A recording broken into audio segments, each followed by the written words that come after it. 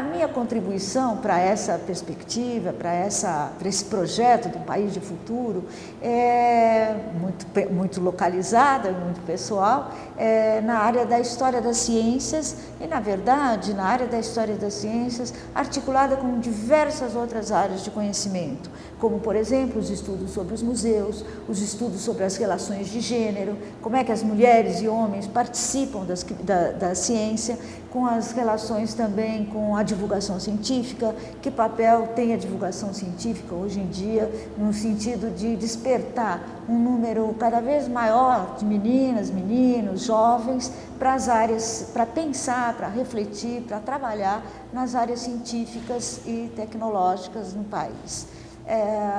Eu fiz uma carreira acadêmica bastante diversificada, bastante o que a gente chama de interdisciplinar, né?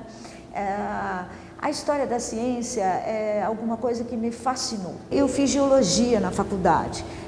Foi uma escolha difícil, uma escolha quando eu tinha 17, 18 anos, há um mundo aberto de possibilidades. E hoje mais ainda, quer dizer, hoje há uma possibilidade muito grande de uma flexibilidade. Você faz uma disciplina na graduação, depois você pode mudar as especializações, os mestrados, os doutorados, facilitam muito mais hoje em dia do que quando eu fiz uma perspectiva interdisciplinar, não é? De formação. Então, muitas vezes, você ainda não tem uma ideia muito clara do que você quer fazer. Eu não queria fazer engenharia, que eu conhecia, não queria fazer medicina, que eu conhecia, e fui com a minha irmã quando ela entrou na faculdade. Ela fez medicina, mas ela havia entrado na matemática, e fui com ela e com um amigo dela que havia entrado na geologia.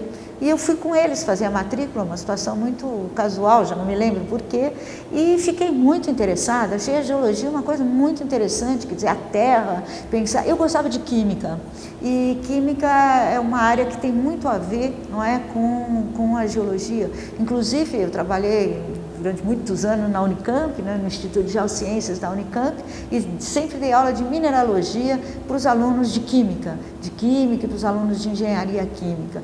Nessa minha trajetória da geologia, que para mim foi muito importante, porque quando eu estudei geologia foi uma época também de muita discussão política no país, de retomada do movimento estudantil.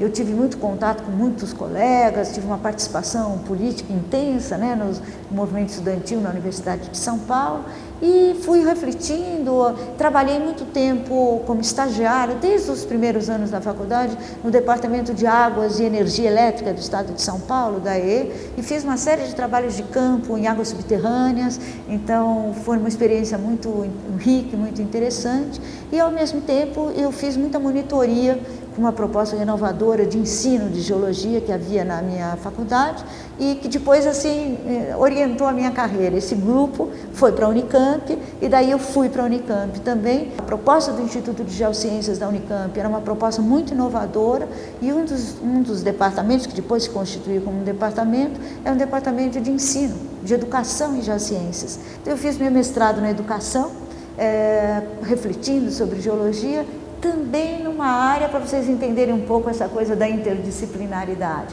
também numa área que era nova.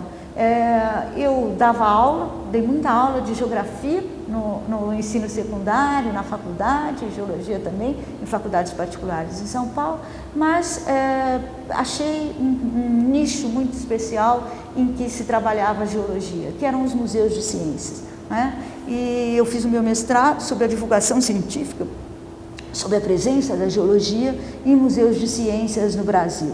E um grande amigo, um colega da geologia, foi quem me abriu o mundo dos museus, e eu passei então a investigar primeiro processos educacionais nos museus e depois disso a refletir sobre a importância histórica desses museus. Os museus não tinham surgido hoje, mas os museus foram no século XIX, Museu Nacional, Museu Guild, Museu Paulista em São Paulo, além de museus do Paraná e na Amazônia, foram as instituições que construíram as ciências no Brasil.